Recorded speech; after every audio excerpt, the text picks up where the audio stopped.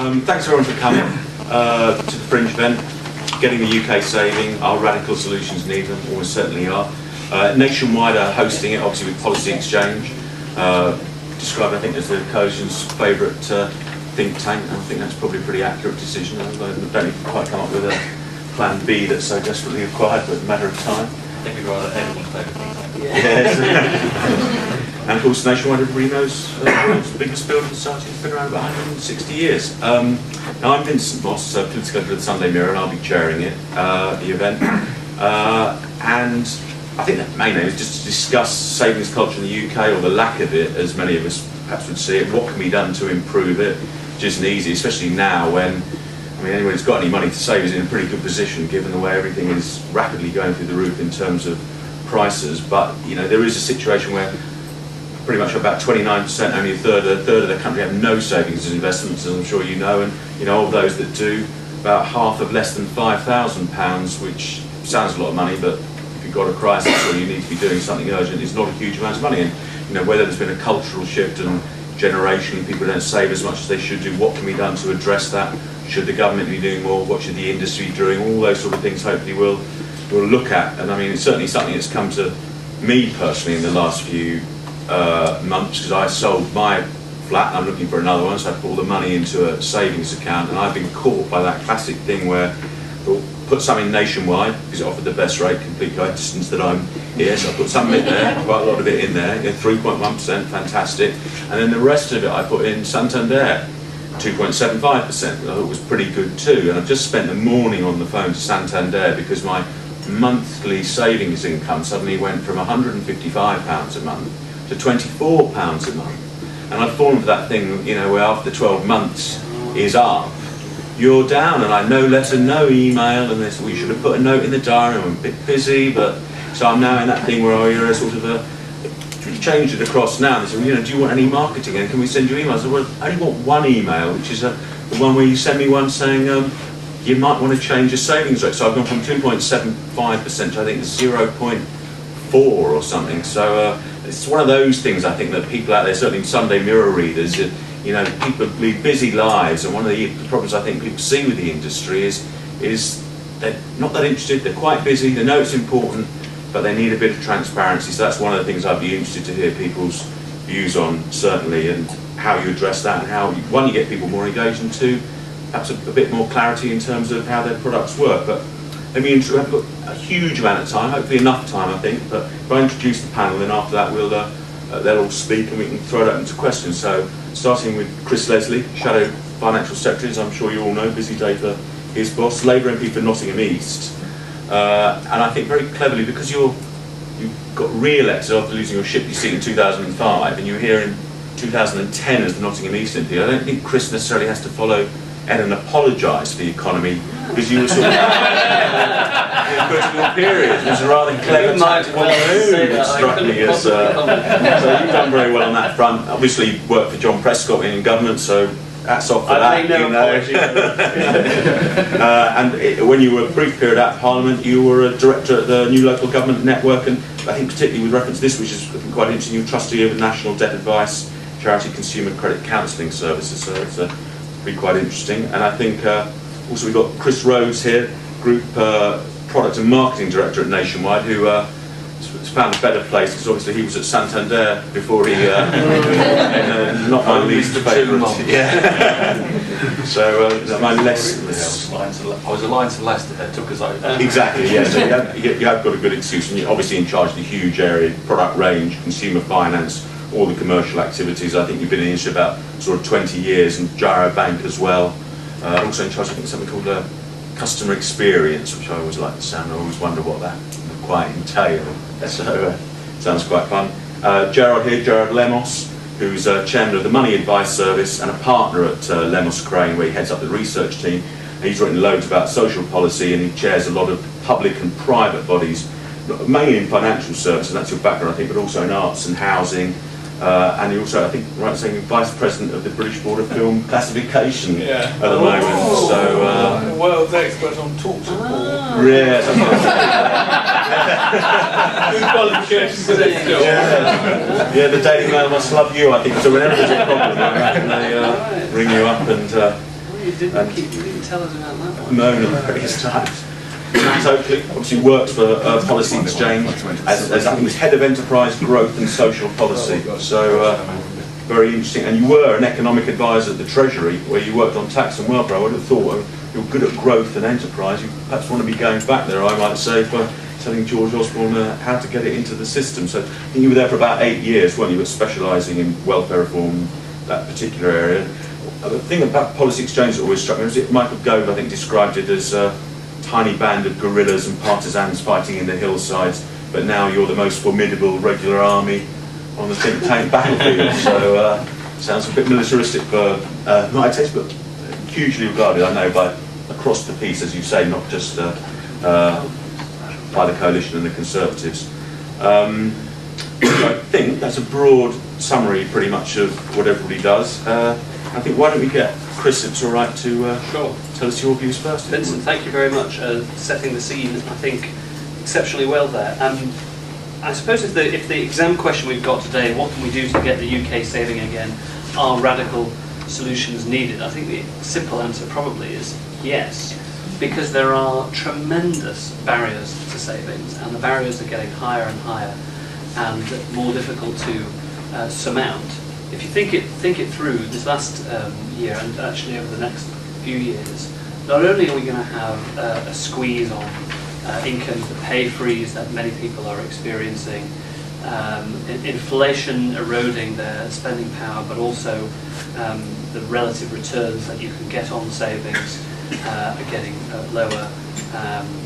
Although there's talk about interest rates eventually returning to their norm, but the prospects of that are lengthening out further because of the situation in the global economy. And of course, on top of that, many individuals experiencing possible unemployment or pressures on their employment situation. So the sort of total story where individuals might have had discretionary income that they could put to one side or save is bound to be squeezed. Having said that, it's a strange anomaly of tough times that actually the paying down of mortgage debt, for example, has actually increased. I suppose it's rational behaviour for many people to try and reduce their debts and step away from credit if they can. And often, of course, the return that they're getting in doing so it makes economic sense to do that, rather than searching around for meagre returns that are currently on offer across the high street. Coupled with this, of course, you've got the underlying mood music of sort of post-crisis poor levels of confidence and trust in financial services products more generally. And I don't just mean sort of after the PPI mis-selling issues. I think there's a sort of undertone of consumer cynicism, taxpayer skepticism after the crisis, and a risk that actually, if we do get to a position after the Vickers Banking Commission that the taxpayers' safety net that it has been underpinning the banks is eventually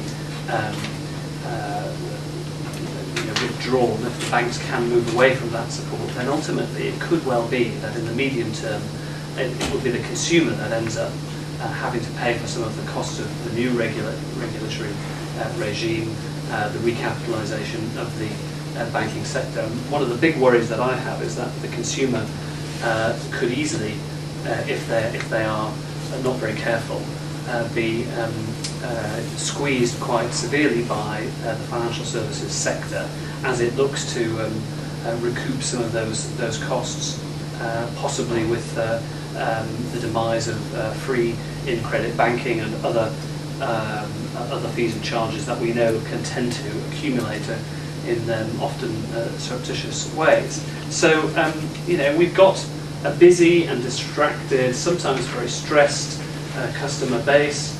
They often don't shop around. The system has, I think, relied too long on inertia as a driver of latent profitability, and I also personally think that there's a problem with competition.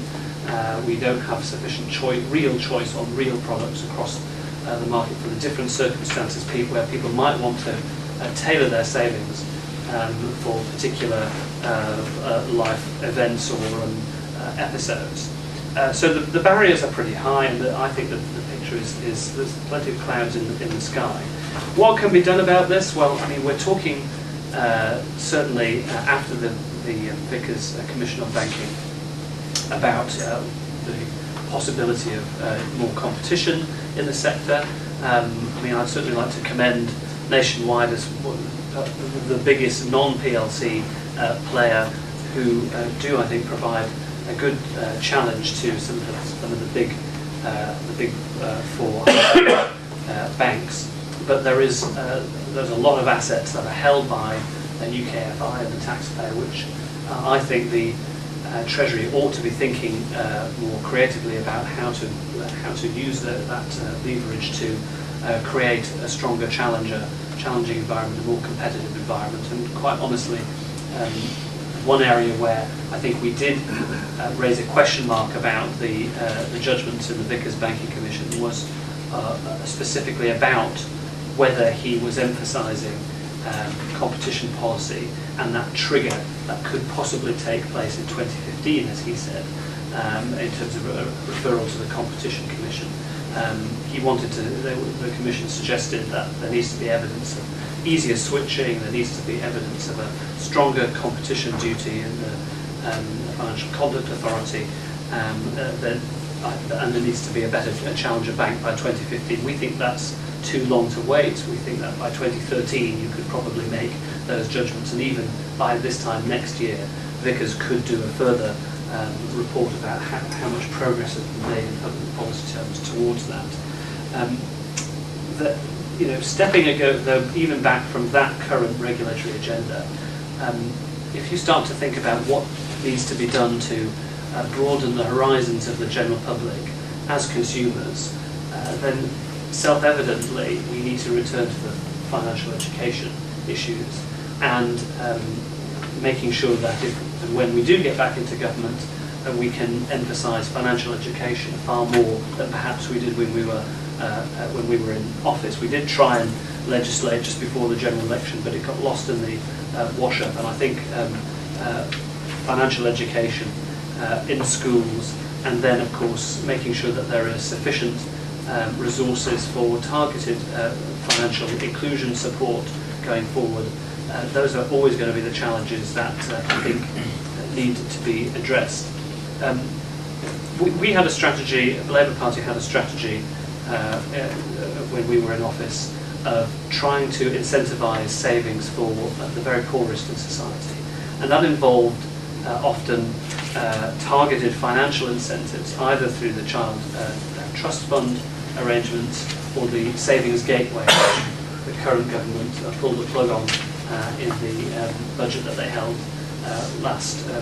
a year ago, last June.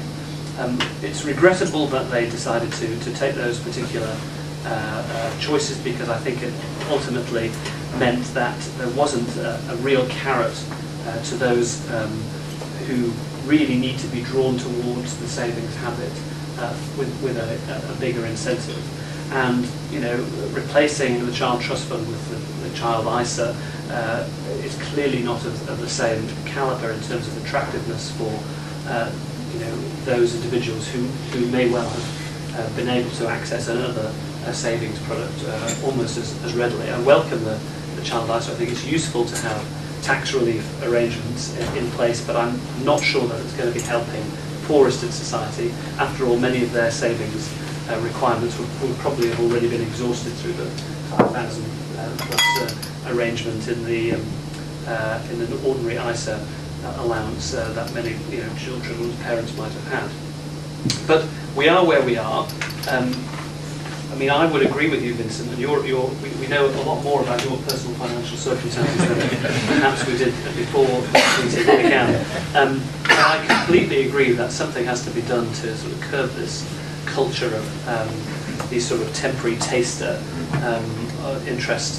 low interest offers that then disappear.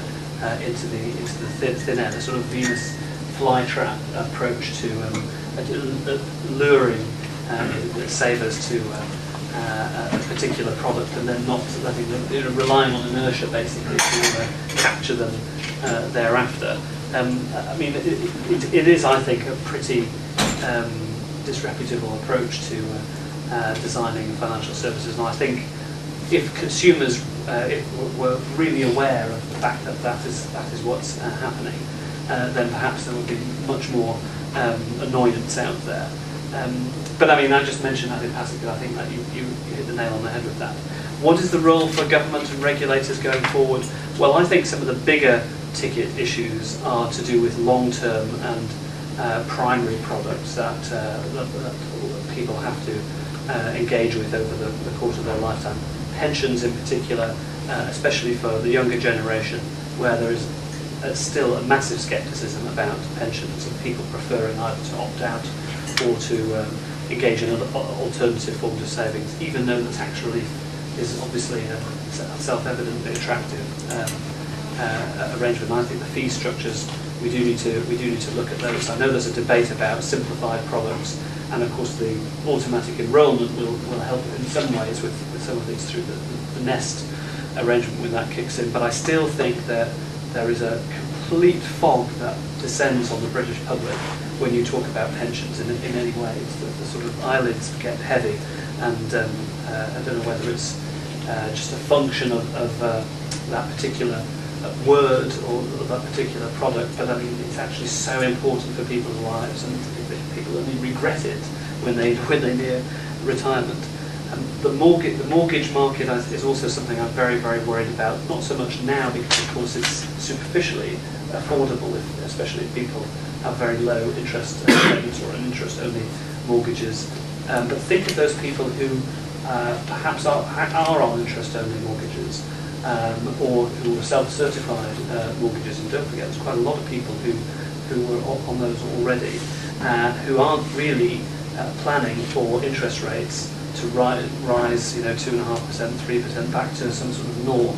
And if those bank building society markups above the sort of LIBOR or the cost that you have to pay wholesale are maintained, then ordinary householders could be facing a real hit that they're not prepared for, and they won't be able to shop around and trade for new products as easily as they perhaps did 3 or 4 years ago. So there's a real issue there that I think the regulators need to seriously think about, encouraging the sector to actually inform people about what might be happening over the years ahead. Bigger issues also to come on the financial regulation bill that we're starting in January. Lots of issues there about the emphasis that the government are placing on the consumer voice. It's not there enough. It needs to be much stronger on the Bank of England Financial Policy Committee, on the other regulatory boards as well, and the duties that are placed on those new regulators. But I suppose that's a separate issue. So a lot on the agenda, and an awful lot of work to do to really reinvigorate savings as a cultural habit in this country. Great, thank you very much, Chris. Some very good points there. And as you say, touch upon particularly, I think one, public not engaged perhaps as much as they should be, and also the levels of trust, which I think Chris is going to speak next. Perhaps that's one of the things you can address, is how you, obviously the radical solutions that we can come up with, but also how you improve the sometimes low level of trust and lack of interest and understanding in financial services and in savings. Okay, well I'll kick off with a couple of observations. Clearly the title of tonight's event assumes that we want a savings culture. There could be a view that says we don't want a savings culture. Our perspective, it's a nationwide perspective, is we do need a greater savings culture in the UK for a number of reasons. Firstly, over the last 10 years or so, consumer credit growth has massively outstripped the growth in savings. The net consequence of that is the UK has got a £300 to £400 billion funding gap. So UK consumers are more indebted than they have got cash liabilities. The consequence of that, I think, for the macro economy, that as we go through the cycle, it is exacerbated by the fact that people haven't got a safety net on which to rely on, even to keep their spending going, and therefore that is a macroeconomic problem. There's also an emotional problem. There's a lot of research to suggest that consumers are far happier when they have saved at a level that they feel comfortable with. And 80, or just short of 80% of the UK population want to save, but less than half that group actually believe they've got sufficient savings. So I would contend we are light on savings. We do want a stronger savings culture than what we have seen over the last, let's call it 10 to 20 years, because I think it's been a gradual change in consumer attitudes. And to achieve that, there has to be a radical response. Both product providers, regulators, and in the very broadest sense, the culture that meant my parents wouldn't borrow, my grandparents definitely wouldn't borrow, has flipped around completely the opposite of that, that the first port of call for buying an asset, even going on holiday, in many cases, which is a 12-month spend, will be borrowed. So I do think we need a change in culture as well as a fundamental change in product provision and regulation. Don't really want to stray too far into pensions, other than to say, if you can't convince somebody to save for next year's expenditure or expenditure 2, 3, 4 years out, you've got zero chance convincing them to save for an event that's 25 to 30 years away. So the start of creating pensions demand, pension savings, is actually to get customers to save for more immediate needs. So what might these radical solutions be? Well, I totally concur on the bonuses, and maybe we can throw that open to the group later on. The reality is we get the market, consumers get the market they deserve. The reality is they're not sufficiently interested in financial services. Therefore, I don't think out of any malice or any desire to distort the market, the banks, the financial services providers design products where they can make money. And the reality is, and actually Nationwide's got a set of products out there, a good long-term rate at the moment is about 2%. If I put a product out there and I've got several with 2% on there, no one puts any money on there. If I put 3%, I can bring in hundreds of millions a month.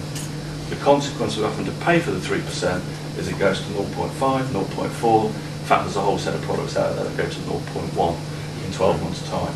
So that's the way the consumer behaves. I think that has to be, whether it be a code of practice or whether it be regulation, has to be controlled. And I'm afraid the typical answer of, well, disclose and tell customers doesn't work.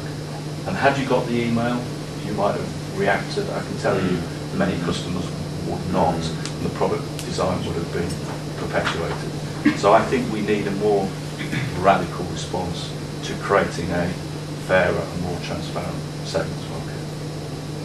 Thanks very much. Excellent. I mean, I'd love to perhaps hear later, I think one of the things you mentioned about changing the culture. This government, particularly David Cameron, very big on nudge and nudging people into changing behaviour. I mean, one of the ideas, I don't know how you do change that, you nudge people into a change, is something perhaps we can explore a bit later, I think. And Gerard, perhaps you'd like to give us your take on it. Sure, yeah, thanks. I suppose there's one bit of good news to start with on this, which is that some of this is just cyclical. I mean, the cycle's very long, but we have had practically the longest period of low interest rates in history, going back to the Dutch tulips or something, and so there are plenty of people who don't remember when money was expensive. And money is much more expensive now. And I'm not talking about the the Bank of England rate. I'm talking about the price of borrowing money. So the real price of money for an ordinary retail customer is now much higher than it was. And what we clearly know is that money was too cheap for too long. Not just too cheap for the customers, but if I may say so, for the financial services industry too. And indeed sovereigns. Well, indeed. So some of this is just in the long cycle, and that's the good news. There are other bits of this that are not so good. it's clear to us at the Money Advice Service from the experience of the FSA on financial capability that traditional interventions on information and education haven't worked. And we need to do, as you say, Chris, more on literacy and education, but we need to do something different as well. And that's absolutely clear. It's also clear, as you said, that transparency and disclosure, I mean, the leitmotif, if you like, of retail financial services regulation over the last 10 years has been transparency and disclosure. I've been part of that, and I'm the one that has made sure you get, statements on your credit card, summary boxes on your credit card statements and summary boxes on your current account statements. Doesn't make a damn bit of difference. So transparency and disclosure is obviously a good thing in itself, but what it doesn't do is change consumer behaviour, and that takes us to this issue about nudge that you're raising, which we'll come back to. But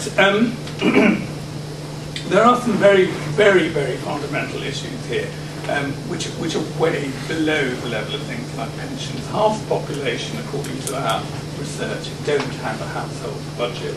And the number of people finding bills and commitments a constant struggle is going up. No surprise there, perhaps. 1 in 7 people with a mortgage don't know what type of interest rate they're paying on the mortgage. Fixed, tracker, standard, discounted, variable, all the rest of it. 3/4 don't know how much extra they have to find if the rate was got a percentage point. So, we're talking about some very fun, never mind understanding APR, we're talking, if any of you do, that's the exam question for later. The other factor here, which I think is almost important, and I don't think anybody's mentioned it yet, is that again, over a long cycle, there has been a big shift of risk and responsibility to the consumer, to the citizen, from the state. And people sense that, and they're very aware of it, not just on pensions, but also on tuition fees, on adult social care.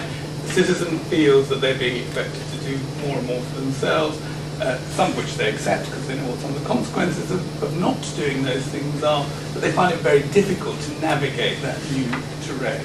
How are you going to pay back these tuition fees? How are you going to cope with the cost of long-term residential care for your mother or whatever it is?